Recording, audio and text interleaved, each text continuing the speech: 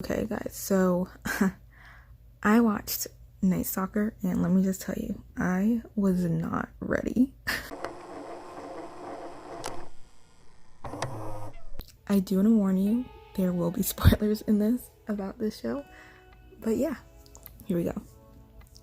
Okay, so Night Stalker was one of the shows on my watch list in February.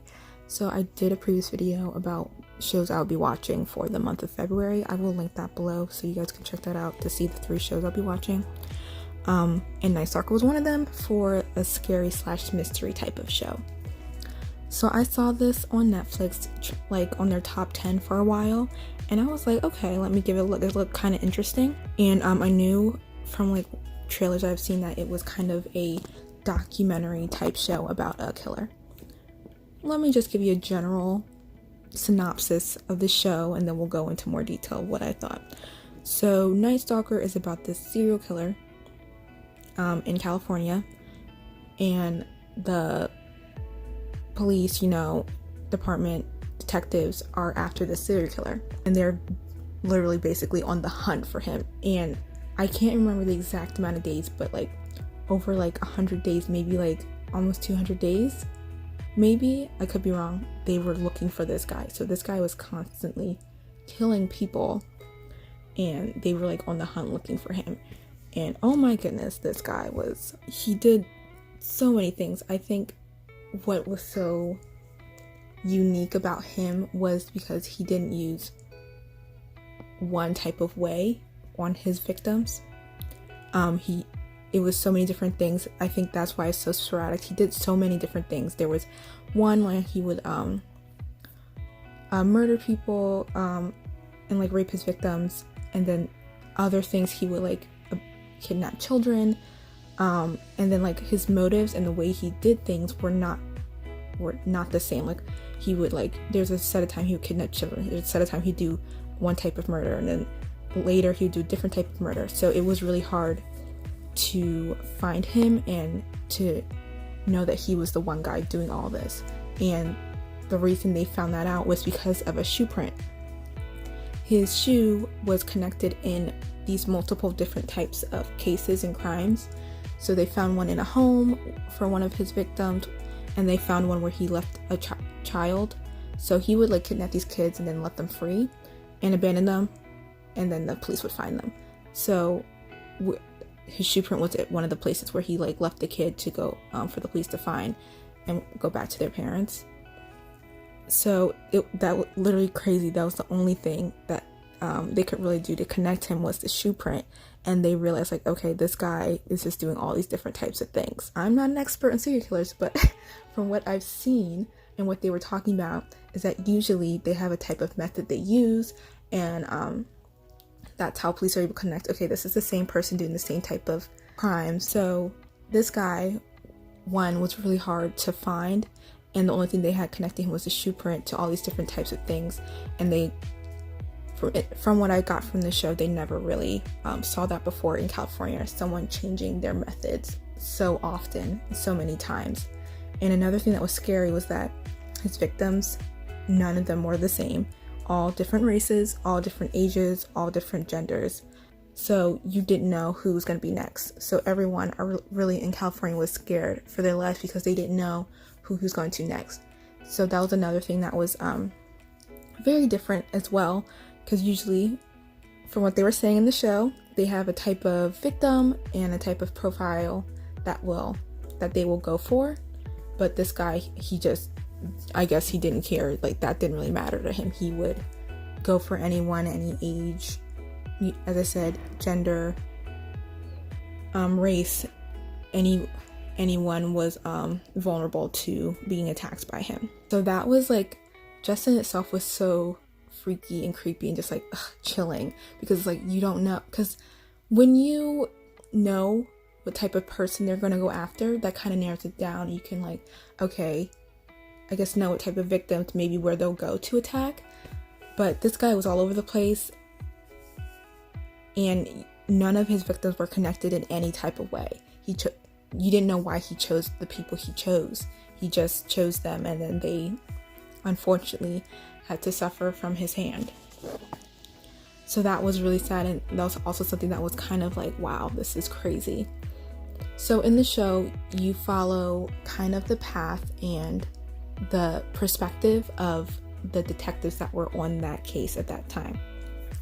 One was like more of like a veteran detective, very well known throughout California and was really good at his job. And the other one was kind of like a newbie. He'd been in police force, but he just became like, I guess, a detective in this department. So you kind of see from their eyes like how it affected California, what was going through their minds, how they were trying to catch this guy. So it's mostly through their perspective. And then you do see interviews from different victims who did happen to survive, and you also saw it from family members of the victims that did not survive. So besides the show, I just have to say the editing in itself gave me the creeps. Like, they could have just shown the shots and not told me about this killer or anything, and I would have been freaked out. Like, the editing, I don't know who did it, but I guess they did such a great job, because I was just freaking out when they just had the basic clips in between talking points and interviews of people. I was like, man, I am creeped out. Kudos to the editor of this show. They did a great job of freaking me out and scaring me. Basically, throughout the show, you see this guy, keep hurting people, and these detectives are just tired and like everyone's kind of like frustrated and tired because they're trying to find this guy and they can't. They don't have anything on him but his shoe print. And there's another point in the show where like the news was kind of involved and kind of keeping them from doing their job easily, I would say. They also interviewed the newscasters at the time who were reporting the story, so it was kind of cool to see their point of view as well. There's one point when someone from the news got information about a piece of evidence that was not released to the public, and kind of threatened to release it if they didn't give them an interview. And these detectives are like, we don't need this right now. We don't need you to hurt our case by releasing this, because that'll let the killer know that we know things that we don't want him to know how much information we know about him. Sorry if that wording was about confusing, but I was watching that, I was like, ugh, like, are you serious? I can't believe the news is doing this. But I guess that's their job, to get the scoop, to get the story, and to get an exclusive, they had to, I guess, almost not blackmail, but like kind of like threaten, like, hey, I'm going to use this if you don't give me an exclusive, just so information wouldn't be leaked. And then there was another part where in their department and then like another city, because this killer didn't just stay in one city, he was like going to another city and killing people. So there was a lot of problems with like information being leaked, kind of different departments, different jurisdictions deciding what was best to do moving forward in the case. So a lot of that kind of, I feel like, hindered the investigation and the solving of this crime in certain ways.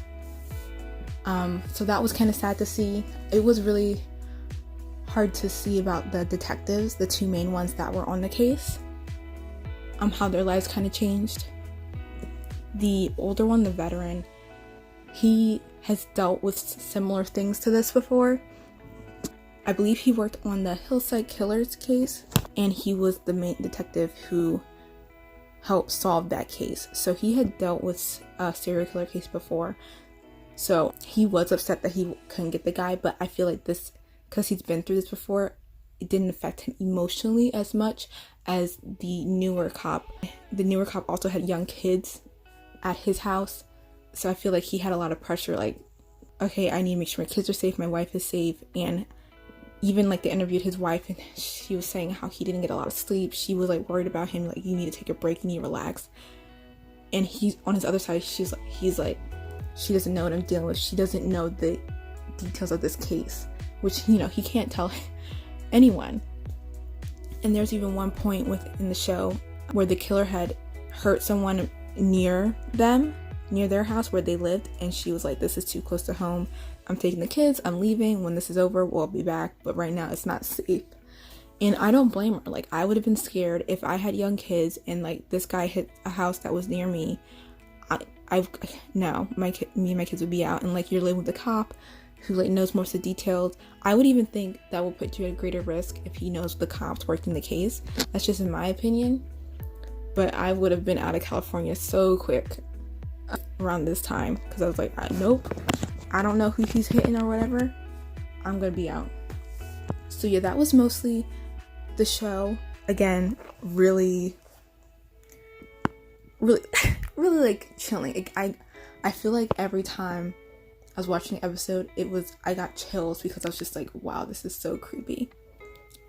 There was a point that I did love, and I was almost kind of chuckled. Yeah, chuckled. But it was when he finally got caught.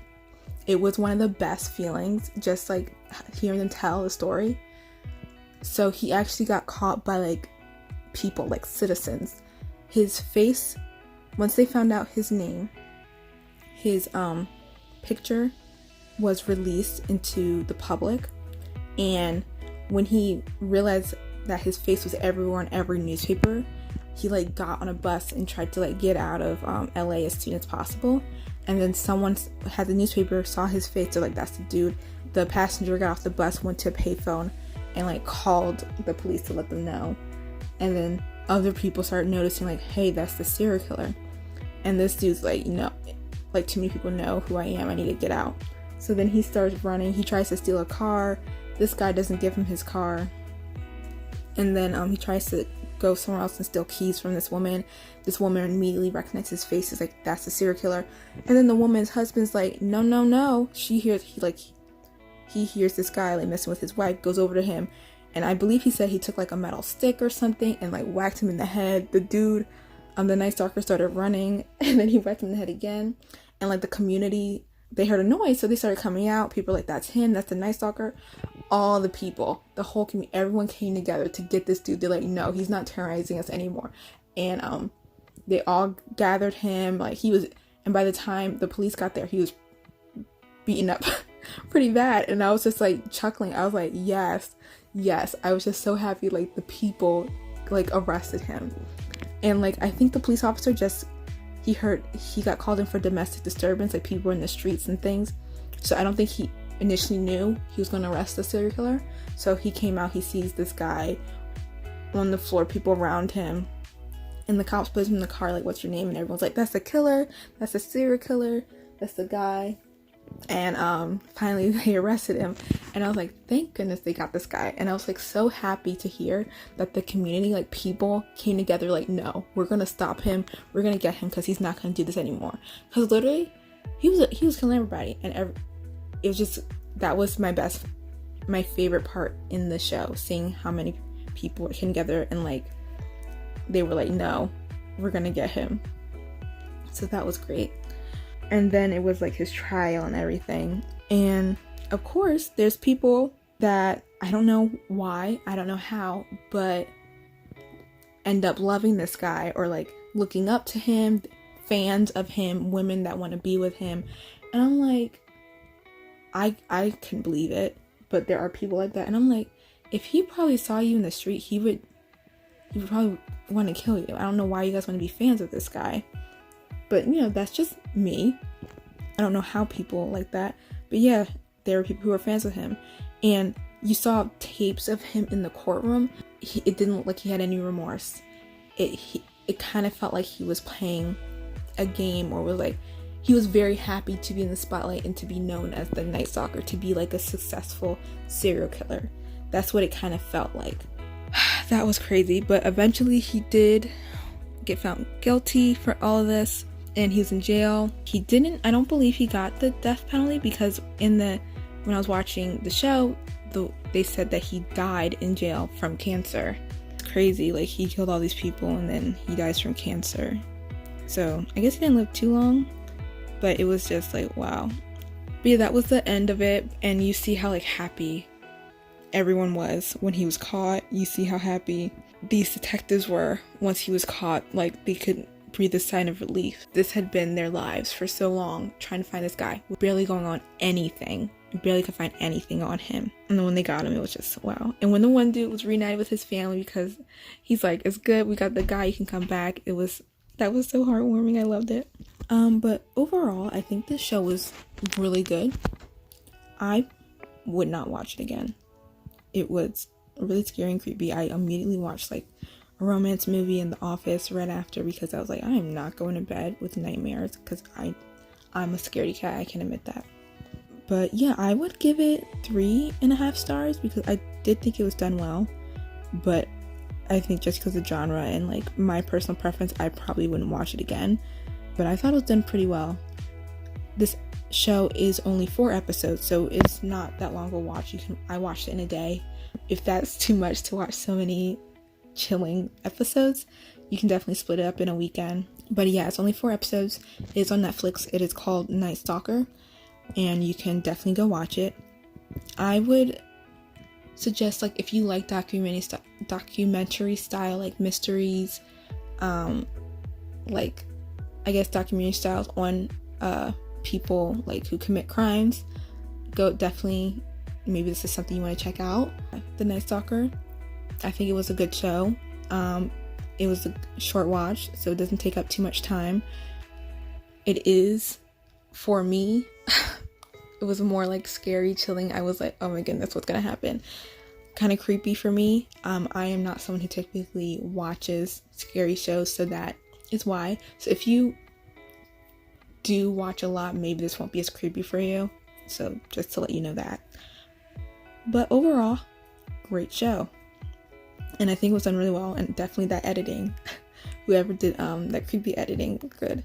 There were some parts when they like kind of went back and forth with the dates, and I feel like I did get a little confused, but that might have just been me. I was confused in the timeline on certain things when they kept going back, and maybe I missed when they put the year up, because I got confused sometimes. That only happened a couple times, but other than that, I really did like it. So if you did watch The Night Stalker, definitely let me know what you thought. Did you think it was good? Did you not like it? Did you not like how it was done? Yeah, and if you also have any other recommendations to show like this, let me know. I might not watch them all right away, but I would love to know, like, if there's any other shows similar to this one that are documentary style like this, what you would recommend. And also, definitely check out my link to my website in the description below. I will have a post on this. Definitely check that out. But yeah, thanks for listening. Again, let me know what you thought of the show. But thanks for watching, guys. Bye.